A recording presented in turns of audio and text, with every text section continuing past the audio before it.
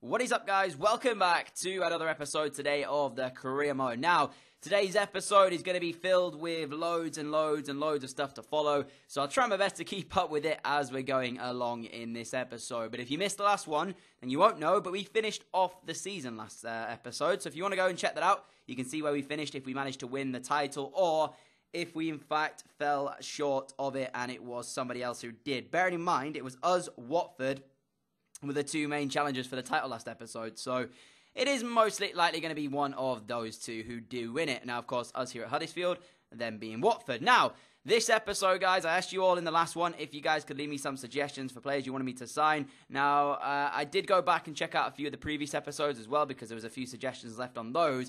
Please bear in mind, if you left a suggestion and I didn't get your player, it will either be because A, I didn't need to strengthen that particular area, or B, I tried to get them and wasn't able to do so. So as we start off the episode there, we did actually make a signing. It was of a free agent. This guy, Badia Cortez from Spain, he was actually a free agent. It said promising, so I went ahead and picked him up, and he's actually already 65 rated as we pick him up there within the free agent. So not too bad at all. Now, as I said, I went back, I took a look at all of your suggestions from the previous episodes and added them to the shortlist. There was Harry Winks, there was a few other ones, and you'll see them when they are put in a moment's time here, guys. I didn't, as I say, shortlist everybody that you guys suggested because there's a few goalkeepers in there, for example, and as you know right now, we've currently got Hall through the Youth Academy system, who's 77 rated, and then we also have a new player coming in who was on a pre-contract this year, of course. So I don't really particularly need to strengthen goalkeepers right now, guys.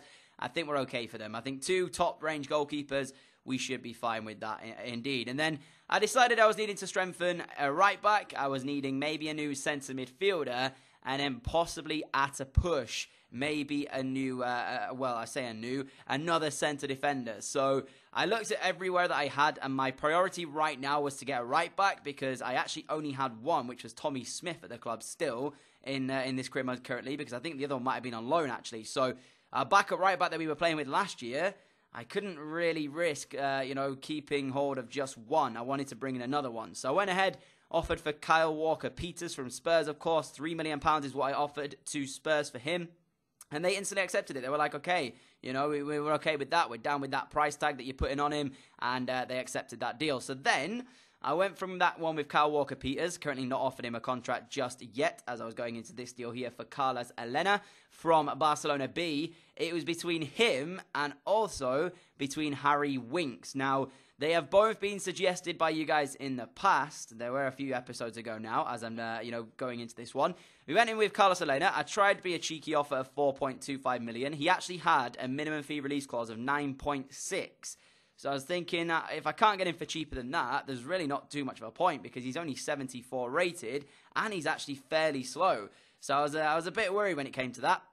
So when they actually said no to my £4 million offer, I was like, okay, that's it. I don't want to pay any more money than that for a player of 74 rated. We then sat down with Pochettino after we'd already agreed a fee for Walker-Peters, as you can see, offering him a contract here, to try and discuss maybe a fee for Harry Winks. However, again, my valuation of the player was far too low, and he came back and said at that stage he was not willing to talk to us. It was considerably lower than he thought it should be, and he's wasted his time. So at that stage, it looked as if neither of the two were going to become Huddersfield Town players. And when that actually happened, I wasn't too worried because my ambition was to just get Kyle Walker-Peters in at right back. Of course, we're playing Champions League football as well this year, guys. We've got to take that into consideration.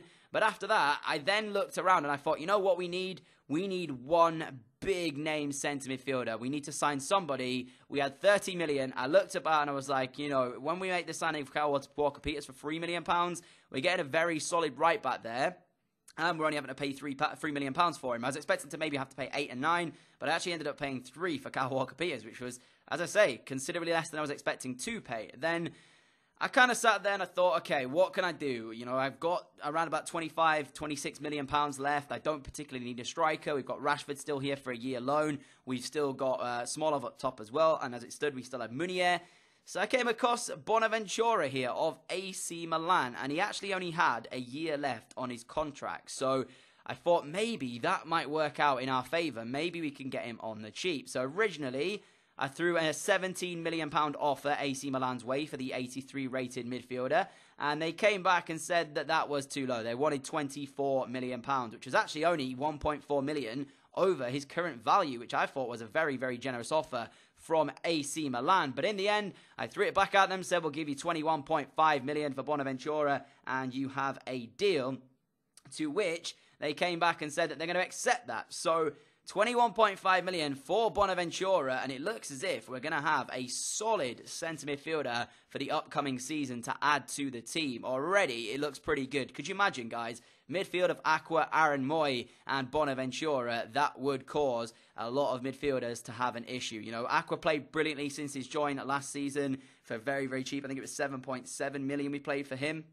And he actually ended up being kind of like our N'Golo Kante. So he was brilliant. Aaron Moy was good. And now we've added Bonaventura potentially to that 3 if we can get a deal done with his wage. We did have that contract accepted, as I said, of 21.5 or transfer offer, sorry, of 21.5 million accepted. So now all that's left to do is to try and negotiate a contract. But before we did that, we got an offer from Spurs for Meunier, and it actually turned out that they were wanting his signature. Now, again, I'm not going to let him have them cheap. He's going to have to, or Spurs are going to have to pay us a nice fee for Meunier. I ended up counter-offering. I think I accepted somewhere in the region of 19.7 million, and I'd happily take that, you know, because Meunier, he's just going to sit on the bench this season. Smolov, you can't really take him off because he has been so good for us in that first season.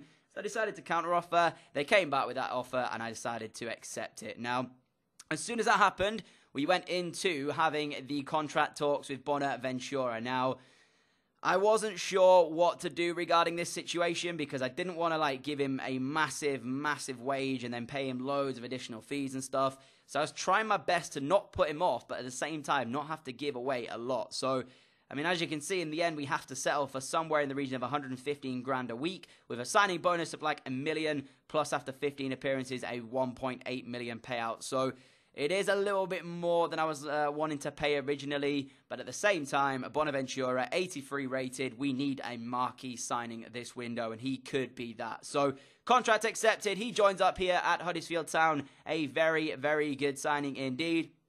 And now we get one of your guys' suggestions from the comments.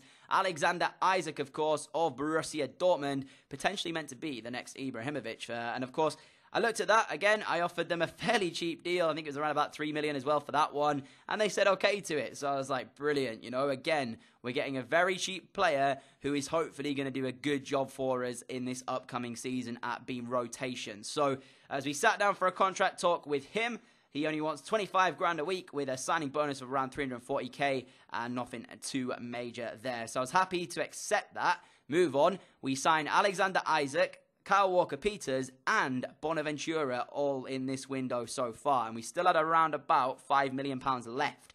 But sadly, you'll see in a few moments' time, guys, that deal for Meunier, even though I went ahead and signed Isak basically because I thought Meunier was going to be leaving the club, he actually falls through. So we still actually have Meunier in the team as well.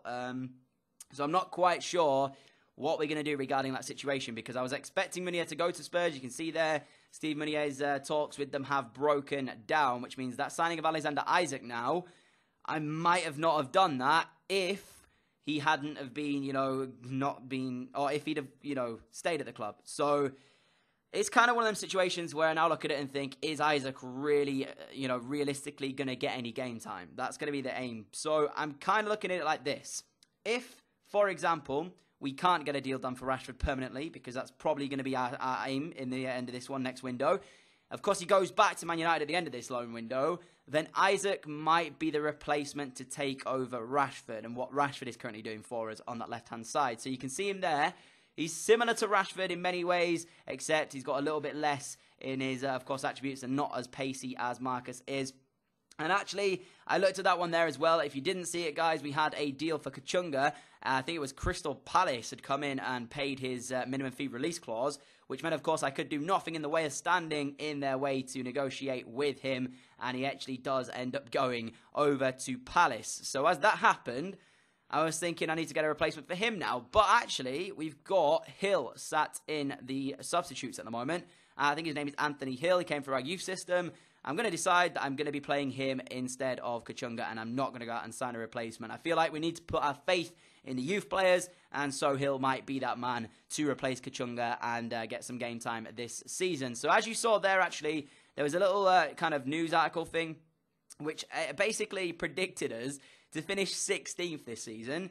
From having a title, running challenge last year to 16th, with, in my opinion, an improved squad, they actually put Fulham, newly promoted Fulham, above us. They put them in 14th. So I don't know who's doing those predictions, but me personally, I'm disappointed in that. I think we can at least get in the top 6, maybe even top 4 again. As I said to you in the previous episode, it's not going to be easy this time around this season. The big teams, I'm sure, will come back flying, and we now have Champions League football as well to think about. So yet another competition to worry about. So, that is the kind of situation we're in right now, and I'm not expecting to be as good as we were last year. So the only game you're going to be able to see in today's games, guys, is going to be this one. It is the Community Shield, which nobody really cares about, if I'm being honest. I honestly have no ambition to win this whatsoever. It's just another kind of preseason friendly for me. I play it so I can test out the team, and a lot of the new players have actually made their debut today. Of course, there was a youth or academy player. I think Hill started over on the right instead of Tom Inns.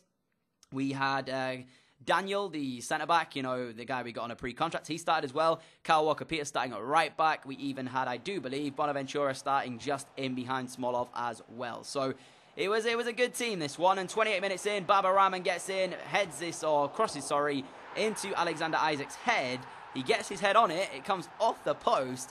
And then it's a simple tap-in when it falls straight back to him there as he makes the score 1-0 to Huddersfield Town. So on his kind of debut, he can't be really called his competitive debut. It is still his debut, though. He has scored, and it's only taken him 27 minutes in this game. You have to say, he is a very, very tall striker, is Isaac, and I think he's going to be one of these players that is going to be somewhat of an unsung hero for us this season. I think off the bench, he's going to make a lot of impact, and I think in terms of, Carabao Cup games, FA Cup games and stuff like that, I think we are going to have a good player in Alexander Isaac to be able to fit the bill and do the job for us in those competitions where Smolov won't obviously be. So 1-0 up in this one against Watford, guys. Of course, the other team who took us right until the wire, trying to take our title offers, if you will. They won the FA Cup, which is how they got here, and Rob Holding goes close in the 67th minute there, trying to find a second in the game. Bonaventura then on the rebound, which was offside anyway, had it have not counted, so it didn't really matter. 88 minutes in, though, Marcus Rashford gets through, good pass, and then he feeds it towards the back post, and Bonaventura is there to make the score 2-0. So as I said, it was a debut goal for Isaac. Now it's a debut goal for Bonaventura. 2 new signings, scoring, grabbing us a 2-0 win here because we are in the dying few minutes now. It's pretty much going to end that way off. So just before, guys, we get off today's episode, I want to say, I've obviously, last season, we didn't really use sliders as much as I probably should to make it more hard. I'm going to start the season off with sliders on 60 for the goalkeeper, which of course makes him better. And I'm going to start him off with 45 for the pass error on the CPU side. So if it's too easy after that, I'll still play about with them and try my best. But as I said, I want to test it out and see if the bigger teams are going to be more tough to play against this season. Because remember, guys, we did lose on the final day of the season last year, or in the Premier League season last season, to Arsenal on no sliders at all. So I kind of want to just see how it's going to be regarding that situation. But there you go, guys. Anyways, 2-0 win for Huddersfield Town here. They do get the Community Shield, which, as I said, not bothered, so I ended up skipping it here. And you guys didn't get to see us lift it with Aaron Moy. But regardless, that is where we're going to end today's episode off. If you have enjoyed it, a like rating would be greatly appreciated, guys. I will see you all again here at 6 p.m. UK time tonight for another episode of the My Player Career Mode. I'll catch you all then, guys. Adios.